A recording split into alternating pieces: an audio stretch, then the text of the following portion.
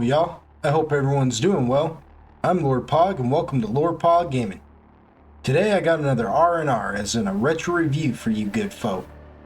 It's a game that's personally close to my heart because when it was released back in '93, it introduced my 10-year-old self to a dark, seedy underworld where magic and science are one.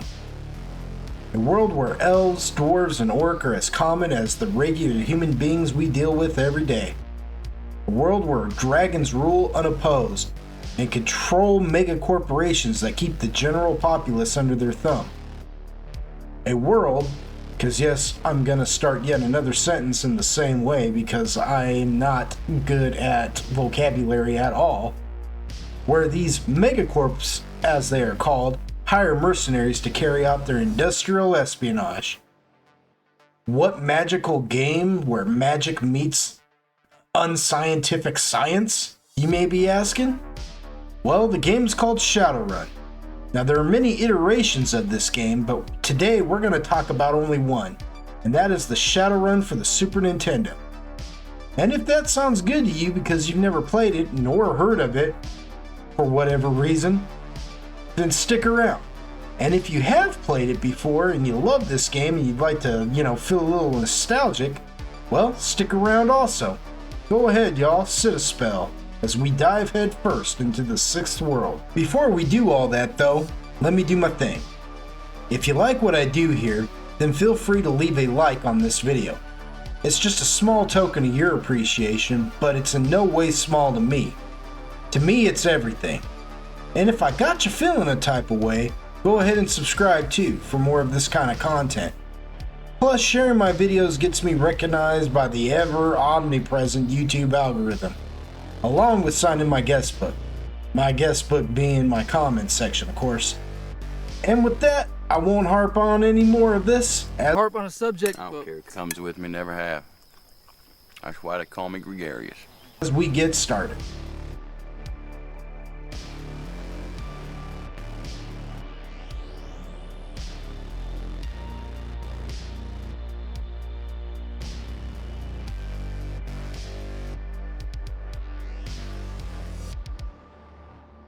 First released in 1993 for the SNES by Data East and developed by Australian company Beam Software, Shadowrun was a game that almost wasn't. Between the years of '89 and '93, Shadowrun's production was halted, only to be picked back up again in '92, but with a butthole-tight deadline that personally, I don't think shows in the final product. Despite this tight deadline and a development cycle from hell, I think the game was extremely polished for its time. What's interesting to note is that the idea for the game actually derives from a tabletop RPG like D&D of the same name. When I mean of the same name, I don't mean it's named after D&D, I mean it's named after Shadowrun. Oddly enough, I knew about the TTRPG when I was a kid, but what I didn't know is what the basis for the plot was. But go ahead and stick a pin in that because we'll circle back to that a little factoid in the plot section of this review. For now, it's enough to know that while games like Cyberpunk, which began as a TTRPG as well, and it also predates Shadowrun's TTRPG by 1 year, with Cyberpunk releasing in '88 and Shadowrun releasing in '89. So clear. 87, 88, then 89's the year. Yes. Shadowrun took elements of the cyberpunk style and flipped it on its head with the inclusion of Tolkien-styled urban fantasy.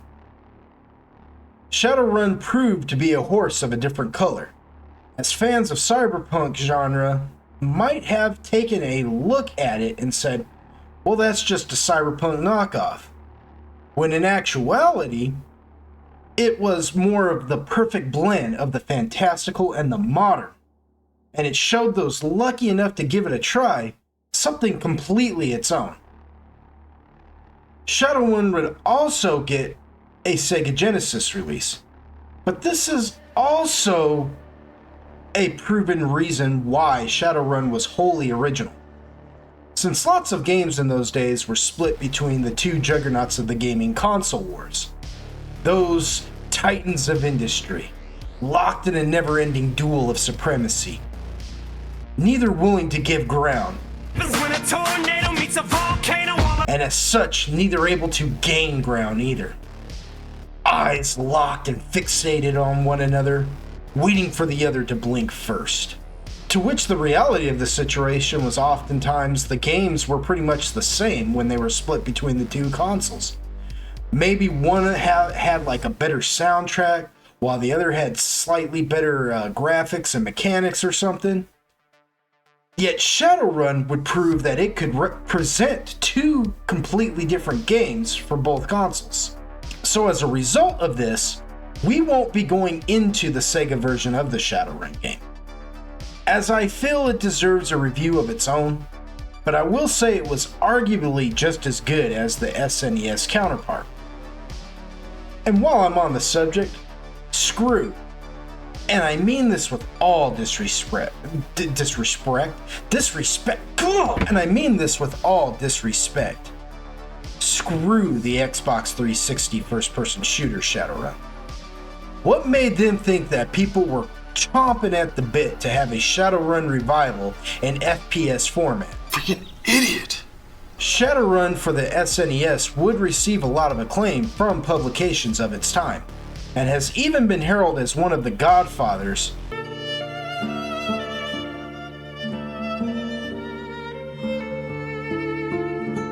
of the noir genre in gaming. Yet for all intents and purposes, it was still a commercial flop, but has since risen to cult status amongst fans of the cyberpunk noir crime genre.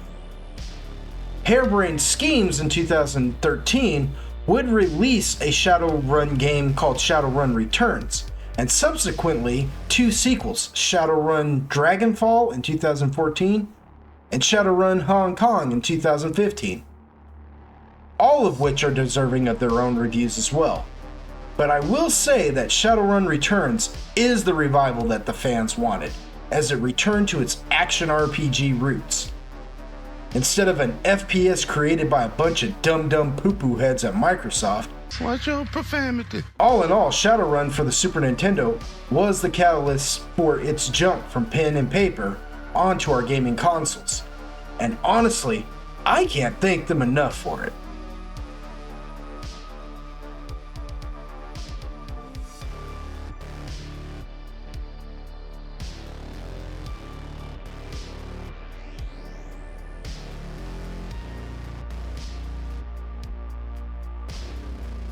Shadowrun takes place in the year 2050, and its setting is Seattle, Washington, which is actually relevant to the lore of Shadowrun, but we'll get back to that later. hold your horses. I'll bet only briefly. Now remember when I said that I was aware that Shadowrun had been a TTRPG before being like a video game, a console game? But that there was an aspect for its plot I didn't? Well, it turns out that Shadowrun's TTRPG co-creator, Robert N. Charette, I think it's Charette. I'm sorry, Robert. He wrote a novel called Never Deal with the Dragon, which is the basis for the game. It's the whole setup for the plot. Until researching this, I had no idea that this game existed in book form. And I'm gonna get my hands on that post-haste, because I love to read. The player takes control of one Jake Armitage, who was gunned down in the streets by assassins and left for dead. But a shape-shifting woman suddenly comes to his rescue, casting a spell over Jake that saves his life. It doesn't revive him right away, however, and as the player doesn't actually get to start controlling Jake until he awakens on a slab in the morgue, you have no answers. At the start, you really don't know what's going on, and Jake himself has no real memory of who he is, or why he died. It's up to the player and Jake to uncover this truth. Now, I'm not going to go much further into the rest of the plot, mainly because I highly encourage y'all to find a way to play this for yourselves. It's worth your time, and the story has many twists and turns for the player to unravel along with Jake. Like, who is Jake? What went wrong on his run that got him killed? What's with this dog who's talking to me? But wait, there's more. And how did I piss off a dragon? All that and more will be explained. You just gotta ask yourself, do you have the intuition, the investigative spirit, and at times, the patience to find out? Well, if you got all that, then go ahead and give this game a run. A Shadowrun. Okay.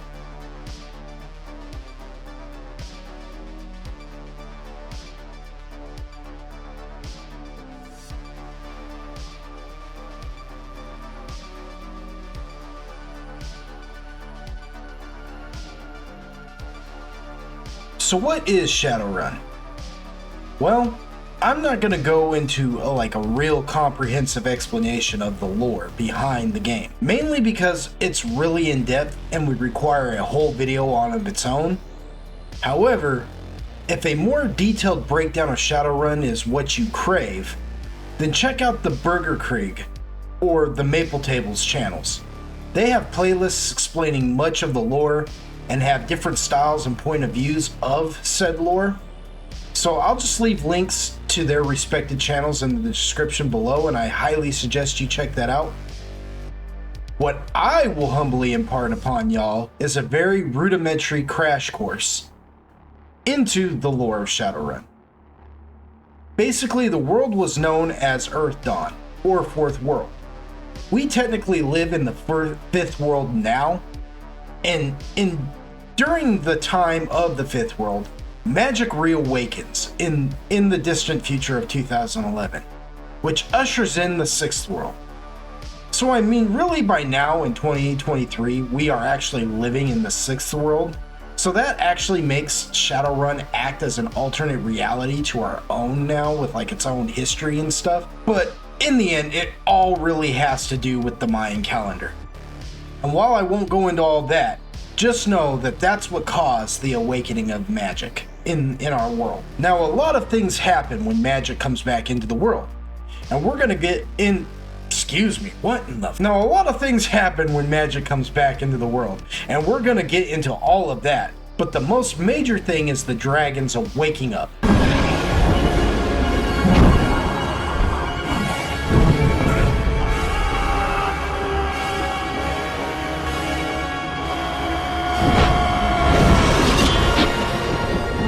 Most of, if not all, these dragons awaken from their centuries-long slumber and instantly start wrecking anything and everything in sight. After the dust settles from that, the world's nations are divided, with North America no longer being what we know and arguably love today. Which is why I said Seattle is an important setting for Shadowrun, because it's one of the only places that still somewhat functions like a free state, if you really want to call it that. Again, check out those channels. There are entire Native American nations even by now. And that's not even getting into overseas and what's happening in Europe and Asia. Everything is run by what they call the mega corporations now, or megacorps for short, and they are the de facto governments of the world. The dragons mostly control these megacorps, and so they control the world, mostly. Couple of other things worth mentioning is that when magic returned to the world, it revitalized a hidden gene in some people that caused anyone living to instantly mutate into fantasy beings, henceforth why there are now elves, dwarves, orcs, trolls living alongside your basic humans. This mutation also extends to the next of their kin, meaning babies are now born as these races, like they're torn straight out of the pages of Lord of the Rings. By the way, shout out to J.R.R. Tolkien. May your legacy live on, unsoiled by Amazon. We did it, sir. We, the men of the West, beat back this new shadow.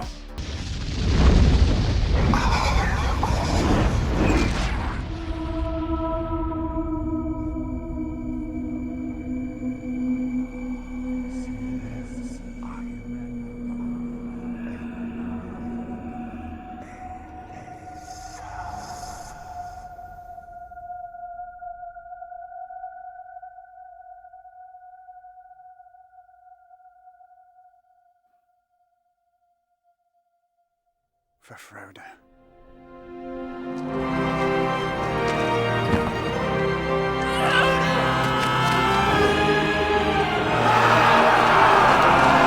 Anyway, back on topic of the Megacorps. Since they are mainly owned and controlled by the dragons, and most of, if not all the dragons, with a few exceptions, are treacherous, they get up to a lot of chicanery with one another, which is where the term Shadowrunner comes from, hence the name of the game, Shadowrun. What a Shadowrunner is a mercenary for hire, who carries out the dirty deeds of said Megacorps in some diabolical industrial espionage fashion. The dragons are all vying for power over each other, and so they plot on how best to bring each other's Megacorps tumbling down like Humpty Dumpty. To do this, they hire the Shadowrunners, who work outside the law to get the job done. And I guess it's not unreasonable to tell y'all that the cops are now called Lone Stars. The cops are now called Lone Stars, and money has been replaced by New Yen. But that's the world of Shadowrun in a nutshell, really. And like I said, if you're interested in a more comprehensive explanation, then I suggest I can't even get through another. Then I suggest both Burgerkrieg and Maple Table's channels, with links in the description below.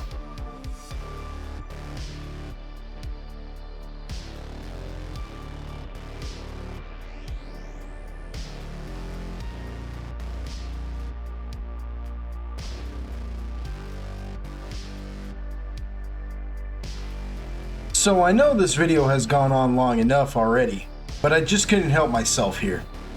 This is going to be my Halloween video, and the fact that I didn't tell y'all is part of my two-part trick. But Pog, how is Shadowrun a horror game worthy of a Halloween video, I hear you ask?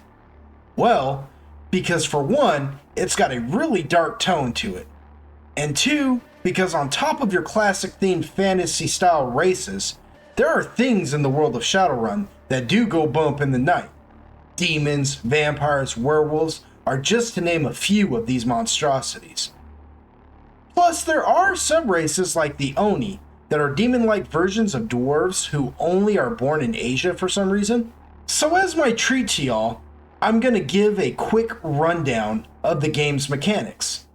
Then, as encouragement to try the game out for yourselves if you haven't before, and even if you have and just didn't know about this, I'm going to give you a quick tutorial on how to buff Jake up without using cheats.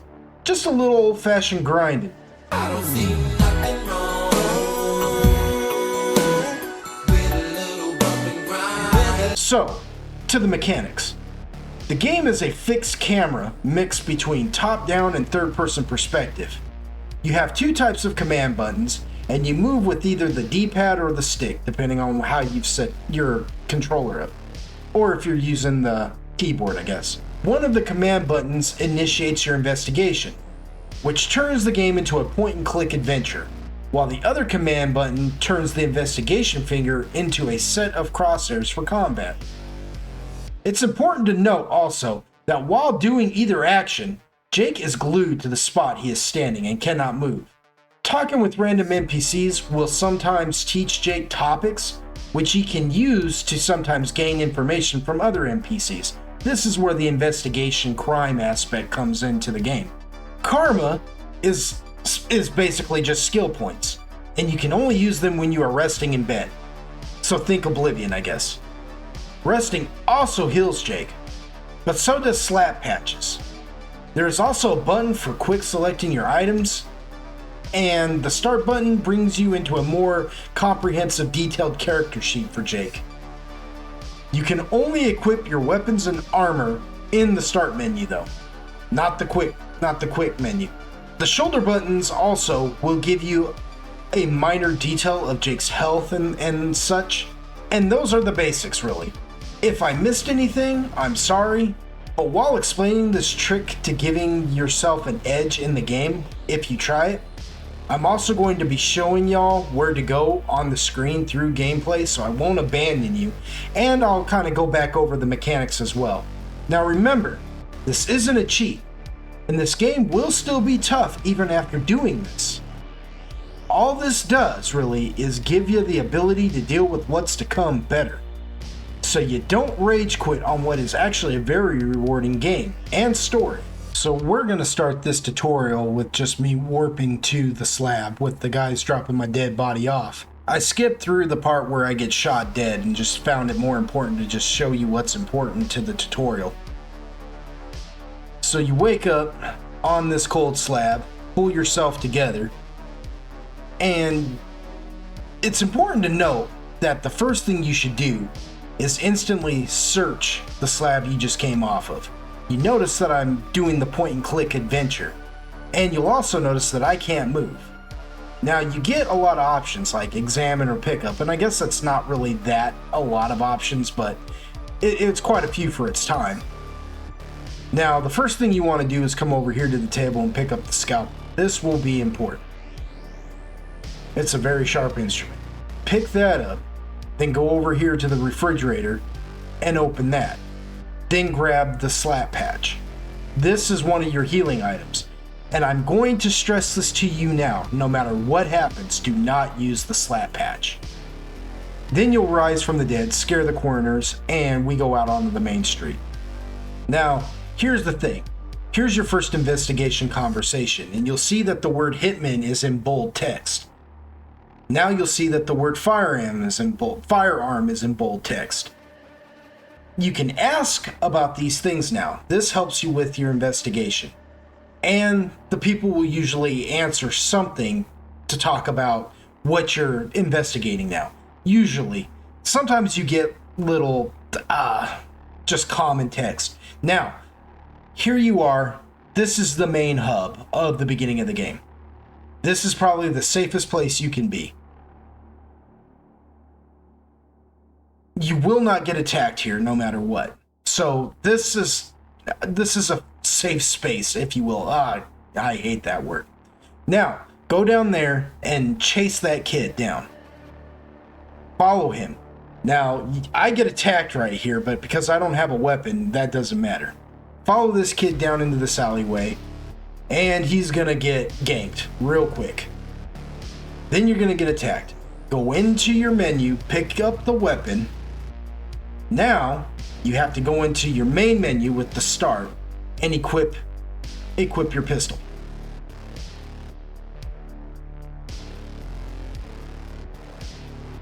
And you just equip it by saying use. Now, see, that's the quick menu. That's the difference between the two.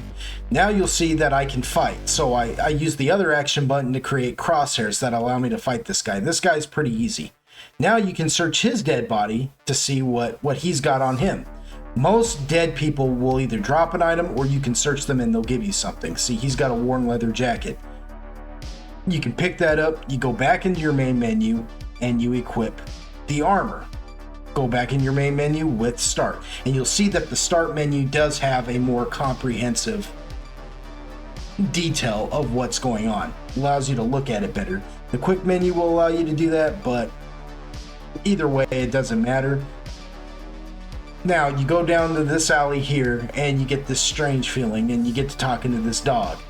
This dog starts telling you some crazy stuff. You talk to him, he uses the word dog, which now becomes an investigative question, but he's not going to tell you anything else. He's just going to grr at you. See, that's what happens sometimes. Not every NPC will help you with any investigation talks, but they can give you investigation speech, and so it's important to have those, because investigation speech allows you to gain certain items and abilities later on. Certain vendors won't sell you something unless you know the right investigative words to use with them. Now, I can't remember, I think I'm about to get into combat going up these stairs because I'm recording this, I'm recording my speech after recording the gameplay, but regardless, it doesn't matter. I guess I didn't. Now, the second part of my treat here is you will see that now I'm wearing glasses. We just warped to this menu and I'm wearing glasses now. The point is, and you'll see that I'm healed. It's because you can get your apartment and heal from sleeping right off the bat. But, however, I'm not going to show you where your apartment is or how to get it. That's the second part of my trick in this whole trick-or-treat thing. That I'm going to leave you for exploration if you play this game. all I'm going to do is show you this quick little grinding trick to help you get better at the game. But the rest is completely up to you. So I'm not going to show you like how to hire Shadowrunners or where you can get grenades or any of that stuff. All I'm showing you is how to get your firearm and your jacket and then how to grind. The rest is really up to you, but you want to leave the main hub, go around here, and you'll see that that window now is open. Normally it's not open like that. That always means you're about to get attacked by an attacker. So you pull out your crosshairs with the attack action, and you'll notice that I can't move after that. That's what I'm talking about. You are glued to that spot. And you'll notice that my shooting, that aim though, right? It is trash. It is total trash. So I'm going to teach you how to get karma quick and level up 2 of your skills. Well, 1 skill and 1 attribute. I'm going to teach you how to get more life and better aim with your firearm through this little grinding trick of a trick of a treat, I guess. Yeah, right now I'm just wandering around because I think I was just trying to buy myself time to explain that, and I didn't realize I was going to explain it so quickly. So that's all in good. But yeah, you'll see any of these windows. If you see any of these windows open, there's a hole now where there was once a window. Somebody's going to attack you from it. And you can get attacked from other places too, but it's important to always watch the buildings and their windows. So now you come up to this cemetery here, and here's where the spooky part happens, because the grinding actually happens in a cemetery. And here you will fight these scary ghouls. So you just have to fight them. They give you karma quick. They will give you karma the fastest than anything else. And you just gotta fight them. They will pin you to the ground. Now, they're not a never-ending horde either.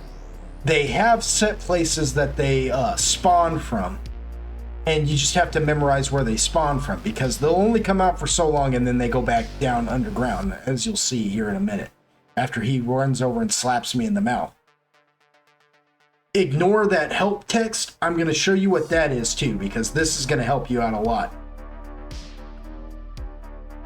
See, he just comes back from the same spot. And another nifty little thing about these scary ghouls is the fact that it's the same ghoul always coming out of the same spot. So if you injure one and he ends up going back down into the earth, and then you get him to spawn out of that same spot again, he'll have kept the damage previously received from you attacking him the first time. So it's not like they regenerate either. You'll see what I'm talking about here in a minute. This guy may go down a little bit quicker. That aim, though, let me tell you, that aim. See, this is what I'm talking about. It is good to get your firearm skill up quick, because you do not see, and I've already got karma. You do not want to be going into these later areas with a weak firearm skill. See, I'm already dying, so I'm just going to run back and heal real fast. Not going to show you where that's at, though. So we're just going to blip back into the future. And there we are. Me running back. Now, because I did gain 1 karma, I did already attribute it to my firearm skill. So now my firearm skill's at 2. See, you can see I'm a better shot already. I took that guy out much quicker. Didn't even take any damage from it. He couldn't even see me. John Cena. But no. So you run back to the cemetery, you go back in, and you do it again. And I will show you the sleep menu, the rest menu, and the karma, but you can see your body is your attributes, strength and charisma, and then you have your skills, which is firearms and computer. I'm already at a level 2 now. Now, your attributes are a little bit harder to level up because they automatically each start at 3. And the only way to level up your skills or your attributes, for instance, is you have to match whatever level they're at. Meaning, in order to level up my body, for instance, my body attribute, I have to have 3 karma to make it 4. My next firearms skill, if I want to raise it up again, I have to have 2 karma, and so on and so forth. And that's how that works. So that's the whole point behind this grind session, is the fact that the ghouls early on in the game give you quick karma. And so you can level up to at least 10 body, 10 firearm before you even go any further in this game. which sounds pretty OP, but it's really not, because this game gets insanely difficult. I mean, it's almost ridiculous how difficult it gets. And as a child, I wish I had known this trick a lot sooner, because I have probably played through this game several times and I've only beat it once.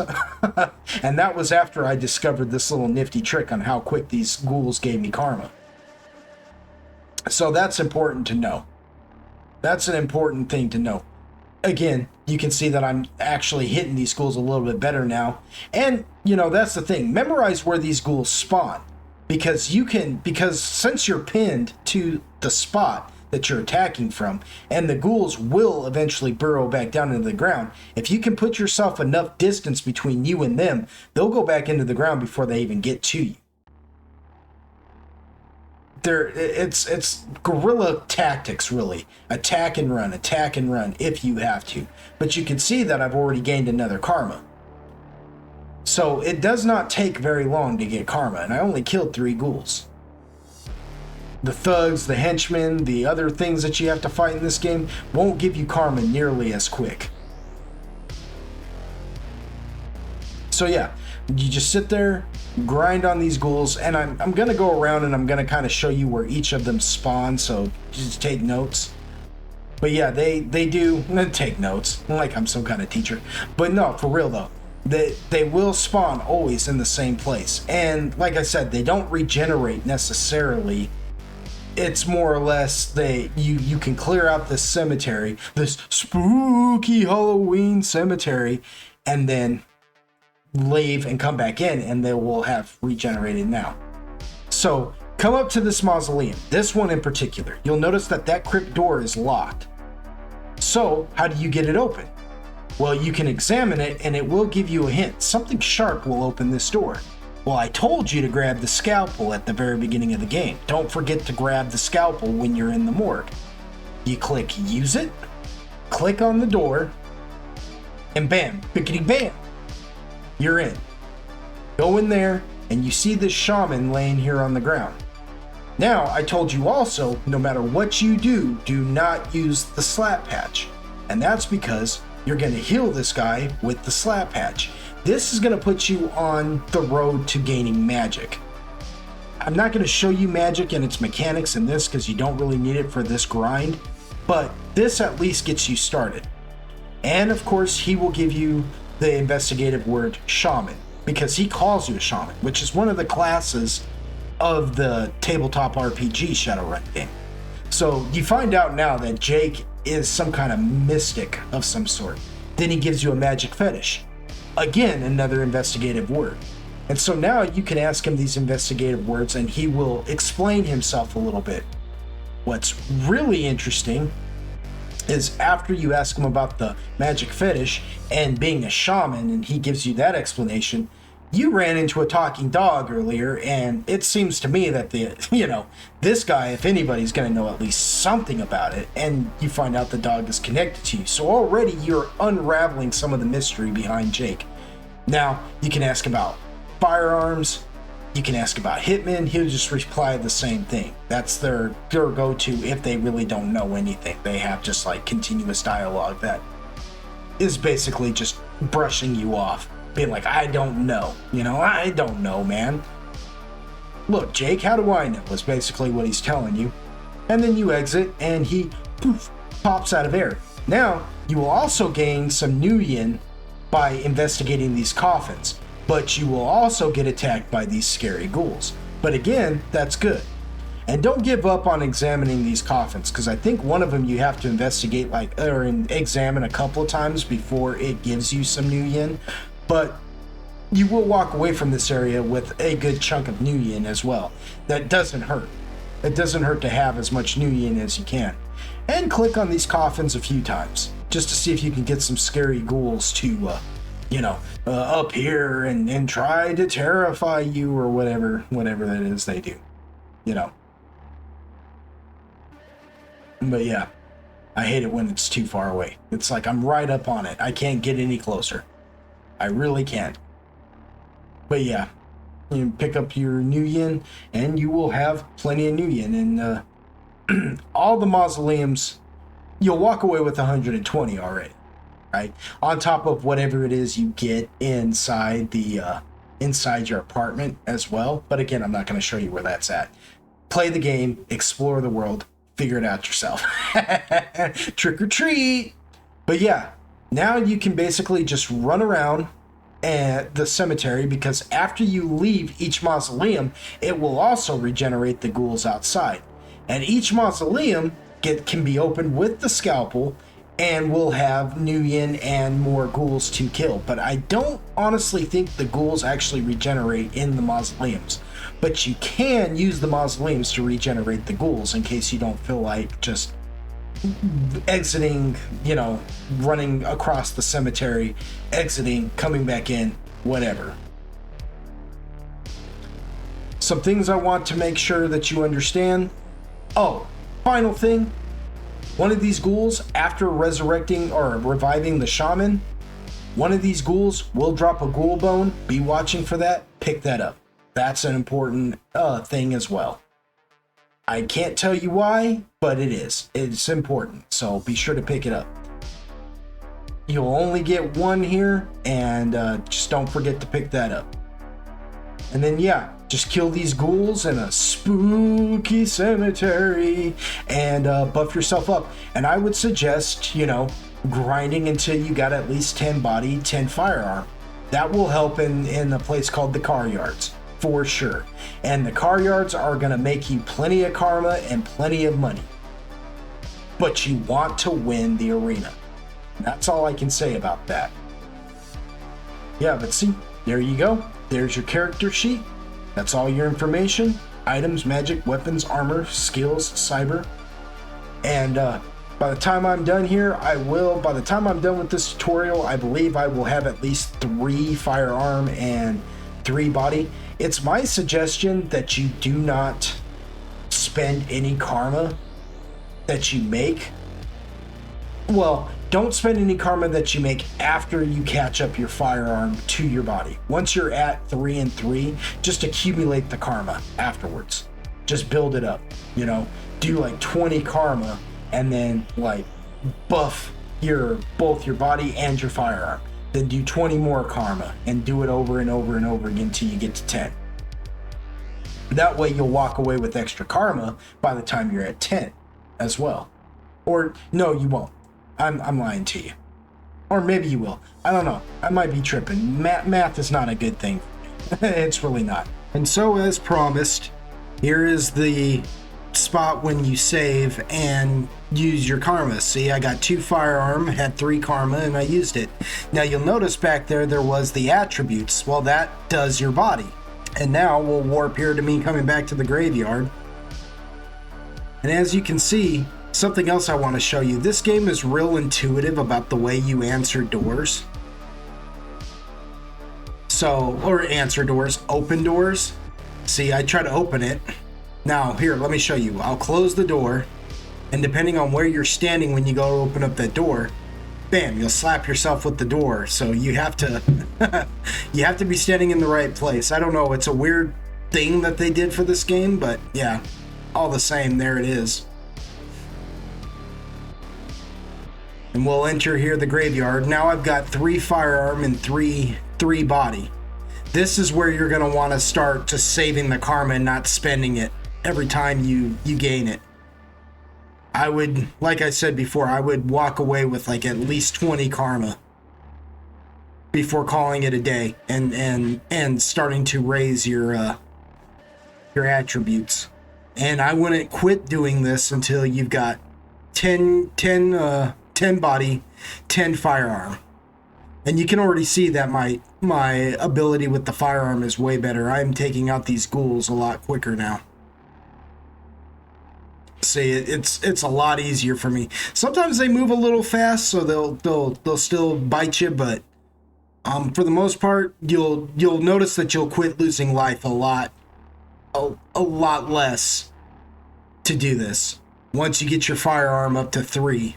And that's precisely why I say go ahead and raise your firearm. Well, that aim every once in a while. Another neat feature though is once you have the crosshair on the enemy, see, it tells you scary ghoul, so you know you're focusing him. I don't have to move the crosshair once it's on him. Unless he gets too much into my threat range, then I'll lose my crosshair, but that's only for like faster moving enemies, and you'll run into something like that when you get to the car yard. But as it stands right now, I hardly ever have to move readjust my crosshair. And here I am again. Like I said, it's just a little something, something. You can go into the mausoleums, get more money. There is new yen. There is more new yen to be. Excuse me. There is more new yen to be had inside these mausoleums. So, and the scalpel will open up every door.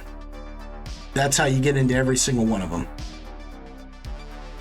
See, and I think you want to try and keep examining these, even when they tell you there's nothing special there. Keep looking. Because, see, eventually you will. Now, he's kind of a tough one to get because he spawns real erratically and he buries quickly. So, yeah, you'll see me just kind of moving around here a lot.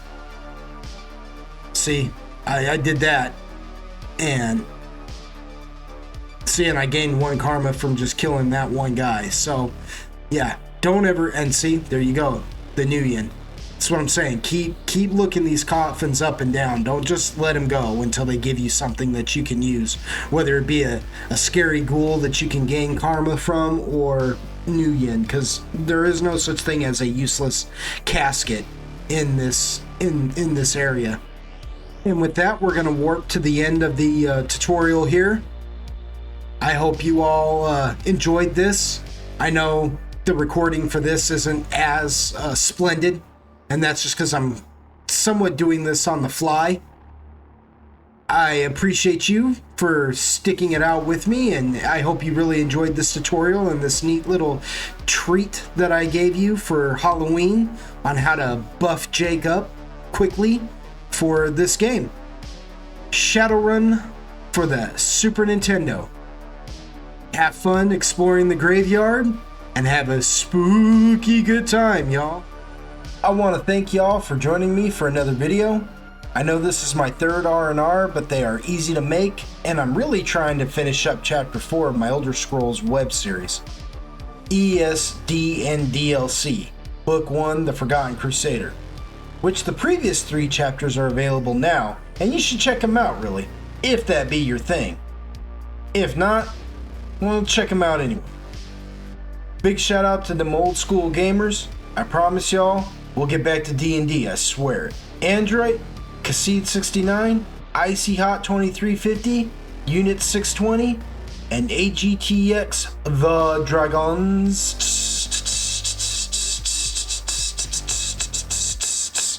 whose channel you should check out. He does a gaming podcast. Check that out. It'll be in the description below. Also, big shout out to my boy John LoveKing, who's a modding wizard, and you should check out his channel as well. Plus, shout out to a new friend of mine, Phoenix Animations. He's an artist who tours the different cons, you know, like Comic-Con and stuff. He's got a YouTube channel as well called The Con Artists, where he gets together with his fellow artists and such, and they discuss the life of touring the different cons, as you do. It's really interesting and hilarious. Honestly, them guys are alright, so check that out. All the channels that I've mentioned here on this video will be in the description below. And if you made it this far, I want to give a big shout out to you. Yeah, you. You know who you are, sitting there at your computer, listening to me ramble on like this.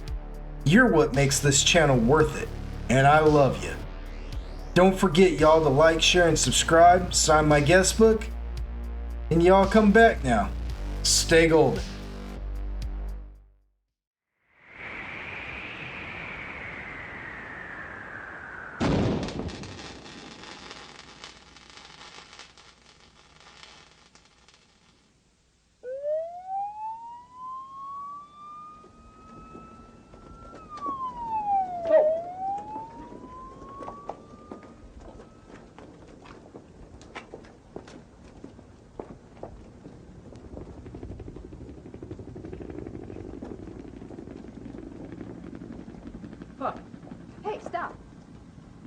Sally, watch our butts. Sledge, the box. Break it. Bust it up.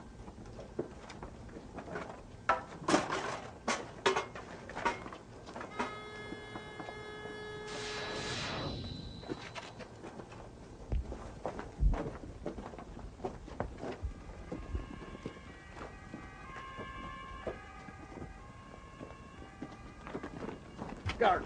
Damn it, the picture said there weren't any guards. I'll take him out. No, it's too noisy. Sal, can you drop him? Him? No problem.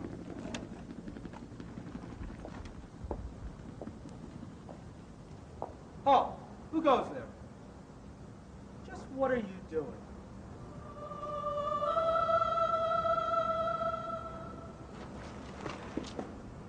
She did it, come on. You okay?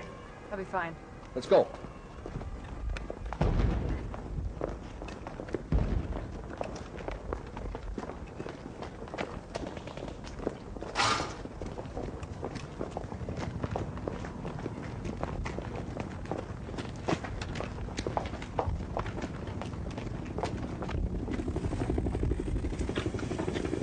Sledge, another box, please.